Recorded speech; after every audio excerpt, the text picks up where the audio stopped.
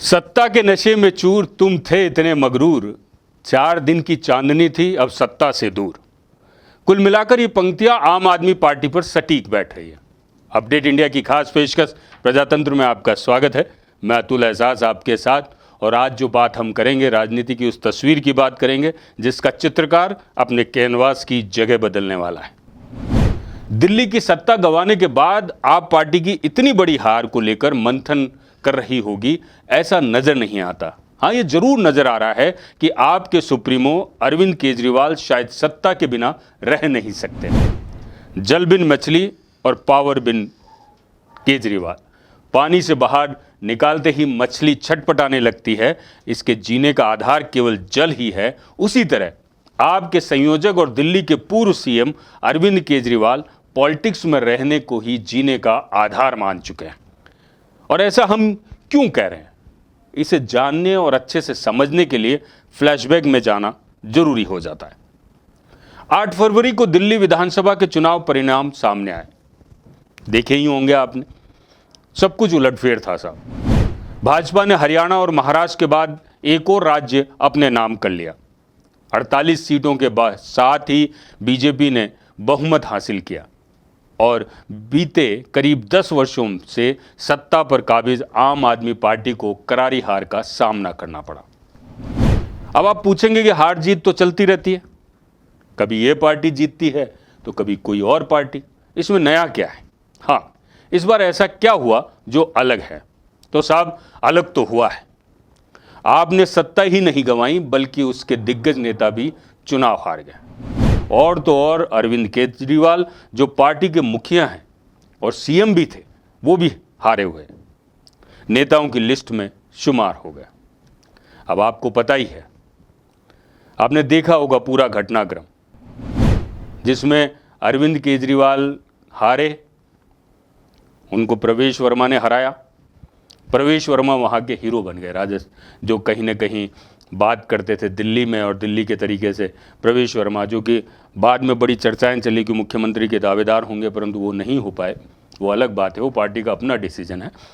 परंतु यहाँ पर आकर जिस तरीके से देखा गया कि बड़े बड़े दिग्गजों के किले ढह गए आप पार्टी के, वो सबसे बड़ी करारी हार थी। केजरीवाल ने शायद सपने में भी नहीं कल्पना की होगी कि दिल्ली की जनता उन्हें इतनी बुरी तरीके से हराएगी। खैर, अब आते हैं मुद्दे की बात पर। 8 फरवरी को चुनाव के परिणाम आए और 3 दिन बाद ही अरविंद केजरीवाल ने पंजाब के सीएम भगवंत मान सहित पार्टी के विधायकों की ताबड़तोड़ दिल्ली में मीटिंग बुला ली। क्यों बुलाया, या आप पंजाब के मुख्यमंत्री मान से भी सुन लीजिए कि उन्होंने क्यों बुलाया गया। क्या कह रहे हैं मान, सुनिए। कैबिनेट मिनिस्टर साहब, एमएलए साहबान यहाँ पे पहुंचे थे और हमारे पार्टी के नेशनल कन्वीनर अरविंद केजरीवाल जी आए थे। क्योंकि पंजाब के इन सभी हमारे साथियों ने बहुत मेहनत की दिल्ली की गलियों में, तो एक तो इनका धन्यवाद, बहुत अच्छे से चुनाव लड़ा, इनका शुक्रिया अदा किया गया। क्योंकि बिल्कुल ग्राउंड लेवल पे आई कांटेक्ट लोगों के साथ इन लोगों का ही था, तो सबको, चाहे वो पर्दे के पीछे रहा चाहे पर्दे पे रहा, सबका धन्यवाद नेशनल कन्वीनर अरविंद केजरीवाल जी की तरफ से, मनीष सिसोदिया जी की तरफ से किया गया। और क्योंकि पंजाब में हमारी सरकार जो है वो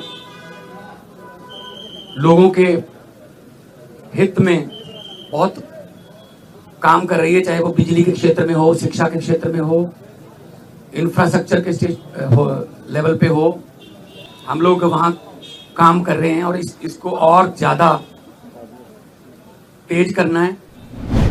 अब इधर कपूरथला हाउस में केजरीवाल ने पंजाब की आप विधायकों की बैठक ली, पार्टी विधायकों से एकजुट होकर काम करने को कहा।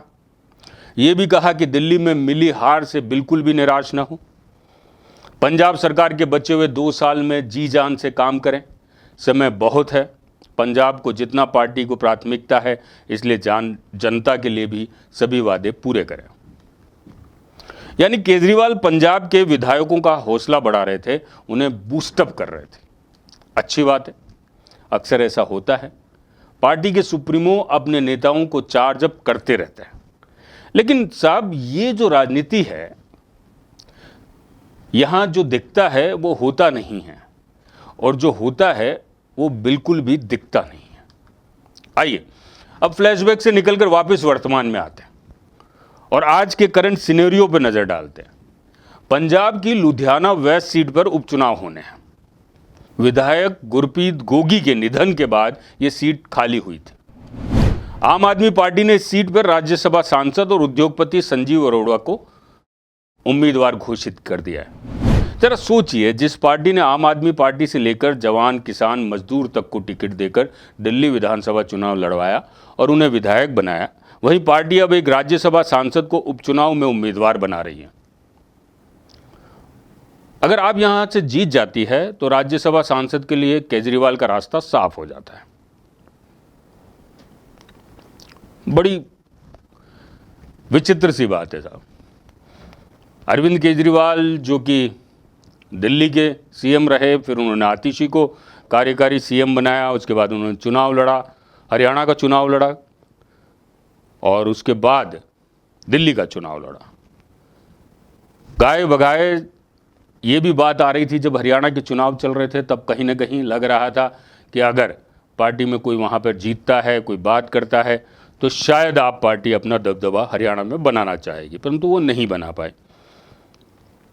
अब कहीं ना कहीं केजरीवाल की नज़रें पंजाब की ओर है ताकि अपने आप को राजनीति में काबिज कर सकें। ये सच है, रंग बदलना, ये सच है, रंग बदलता तो हर एक लम्हा है, मगर वही तो सब कुछ कामयाब चेहरा था। आम आदमी पार्टी ने दिल्ली की राजनीति में इतिहास रचा था। 2015 में 70 में से 67 सीटें जीती, एक रिकॉर्ड बनाया। उसके बाद 2025 में एक तरह से रिकॉर्ड की तरह ही हो गया है। आम आदमी पार्टी के दिग्गज नेता चुनाव हार गए।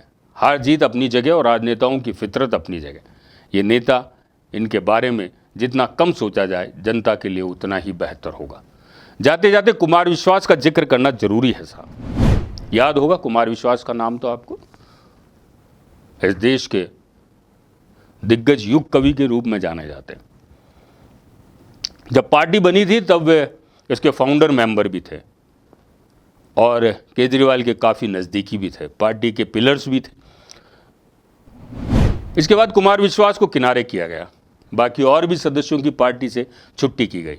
शायद आम आदमी पार्टी को अपने साथियों का साथ नहीं, हमेशा के लिए सत्ता का स्वाद चाहिए था।